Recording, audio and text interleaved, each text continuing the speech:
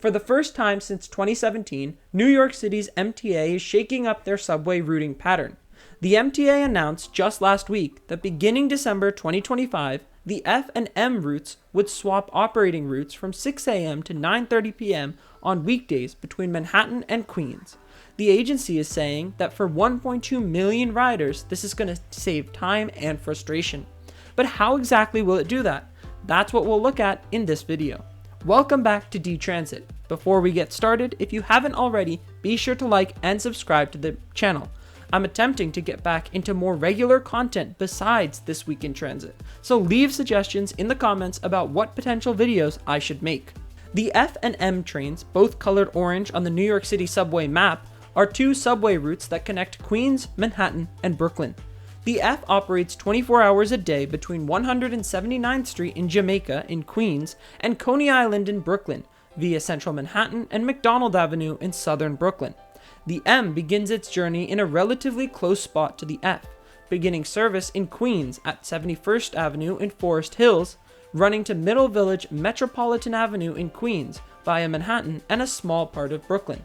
The M is a particularly interesting line because its two termini are geographically located 2.4 miles or 4 kilometers from each other, despite the M's route being 18.2 miles or 30 kilometers long. While the F operates along its entire line 24 hours a day, the M provides rather limited service at non-daylight times. During late nights and weekend daytimes, the M operates between Essex Street in Lower Manhattan and Metropolitan Avenue, and overnight, the M runs as a shuttle between Myrtle Avenue in Brooklyn and Metropolitan Avenue in Queens. Okay, so now you know the background, let's get into the messy stuff and why all of this redesigning is actually happening. At a high level, we only really care about the portion of track between the northern termini in Queens and Manhattan. Nothing else is too pertinent to this project.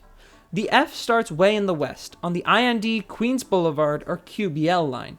At Kew Gardens Union Turnpike, it's joined by the E, which starts near Jamaica. After two stops, the QBL line expands into 4 different lines, the E and F running express, while the R and M run local after starting at Forest Hills 71st Avenue. Now, everything is all well and good until we get in the area of 36th Street and Queens Plaza. Under the current service pattern, the R and M actually leave the QBL trunk line to service 2 local stations, including Steinway Street. Then, the R and M rejoin the trunk Queens Boulevard Line, servicing the local-only 36th Street station while E and F trains whiz by. Now here comes the problematic part. With the system's current design, F trains depart the QBL just before Queens Plaza to head towards the 63rd Street Tunnel into Manhattan. E, M, and R trains service Queens Plaza before the R splits unproblematically and the E and M trains continue into Manhattan via the 53rd Street Tunnel. Now here's where the pinch points happen. The whole problem child of the tracks is the stretch from just west of Queens Plaza to just east of 36th Street. To make this a little easier on the eyes, I'm going to make the clearest diagram I can. I'm gonna also make the M a bright pink. Just bear with me, it's to make the distinction between the F and the M easier for you. As with all New York City subway services, the QBL employs the quad tracking system. This basically means that local trains will take the outermost tracks, while express trains take the inner 2, allowing local trains to service all stops without interfering with express trains. It's regularly regarded as one of the most amazing design points of the New York City subway. Now, the first way we'll look at this is from right to left. So imagine we're traveling from Queens into Manhattan and the trains need to get to their tunnels. I've purposely made the M a bright pink color just so it's easier to differentiate between the F and M. We start with our arrangement just west of 36th Street.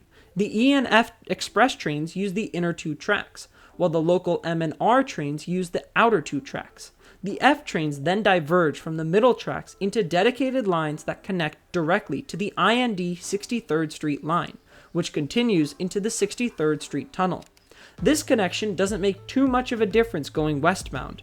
Going eastbound, however, F trains need to merge with the E after emerging from the 63rd Street Tunnel, which is a smaller source, but still a source of delays. So at this point, the F has headed off to the 63rd Street Tunnel, which leaves us with the E on the center tracks and the M and R on the outer local tracks. Now the first of the two problem junctions occurs just east of Queens Plaza, going eastbound, so towards Queens. At Queens Plaza heading eastbound, the E and M trains stop on the same track after using the 53rd Street Tunnel together. But then, the M must cross over from the center express tracks onto the local tracks where it joins with the R, creating a time-costing switchover and one that delays E and R trains. Now, the last junction is west of Queens Plaza on the westbound tracks. Here, the M is with the R on the outer tracks, but needs to merge inwards to join the E to 53rd Street.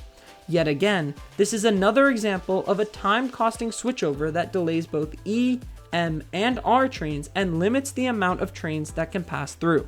Okay, now let's start again, but this time, let's switch the F and M trains after 36th Street. That is, let's make the M go towards the 63rd Street Tunnel, while the F continues through, stops at Queens Plaza, and then heads down the 53rd Street Tunnel with the E. So the first junction, where the M would go to 63rd Street Tunnel, isn't a problem at all. There's an extra bit of track that allows trains to go from the outer local tracks directly into the flyover that takes the trains to the 63rd Street line, and this is true in both directions. So now, as we approach the interlocking east of Queens Plaza, we have a setup where the E and F trains are on the center express track, while the R is on the local track by itself. This has already ruled out the first problem interchange. Previously, M trains would have had to switch over from the local to the express in order to get to the 53rd Street Tunnel. Now, the F trains are already on the express tracks and don't need to switch, therefore eliminating one changeover as the E and F head towards the 53rd Street Tunnel together. After passing through Queens Plaza, you'll see that the other switchover is also eliminated. Since F trains need to be expressed through Queens, there's no need for the F to switch to the local tracks, therefore eliminating the other costly interchange. Now, we have got E and F trains running to and from Manhattan via the 53rd Street Tunnel without any interchanges at all, and M trains are running via the 63rd Street Tunnel, also without interrupting interchanges. This means that trains on all lines, including the E and R, can run with less interruption in this area, creating better headways and allowing for more service across all lines. The MTA already plans to increase service along the M as a result of this deinterlining, which shows the effects of what this project can do. On the screen now is what the map will look like after the change. As you can see, after hitting 36th Street, the M will diverge to stop at 21st Street, Queensbridge, and Roosevelt Island, before entering Manhattan along 63rd Street. The F will stay on the QBL line, stopping at Queens Plaza and Court Square 23rd Street, before using the 53rd Street Tunnel to enter Manhattan alongside the E. Both the F and the M will reconverge at 47 to 50th Street's Rockefeller Center, and from there on, it's the usual service pattern from the trains. Now, I really hope this made sense. The New York City Subway is a spaghetti soup of tracks and flyovers and fly-unders and interlockings, and can get quite complex for anyone. I hope the diagrams and the explanations helped you all understand what's actually taking place here, and why it's improving the service at all. I mentioned a word a few moments ago, deinterlining. The whole concept of deinterlining, for those who might not know, is to take existing lines that crisscross with each other and uncrisscross them, effectively separating them and allowing each line to run without interrupting the other. It's a big issue in the New York City Subway, and one that the MTA has been trying to solve for a long time. This deinterlining project between the F and M in Queens is just the first step in a plethora of moves the MTA could make to improve service across the system. This service pattern is only in effect on weekdays from 6 a.m. to 9:30 p.m., when the system is at its busiest. Outside of these hours, you should expect the original service patterns that you're used to for the F and M. And with that, we come to the end of this video on the New York City Subway's long-anticipated F and M swap. If you enjoyed, found it helpful, or maybe made you a little more confused, please leave a like and subscribe for more transit videos.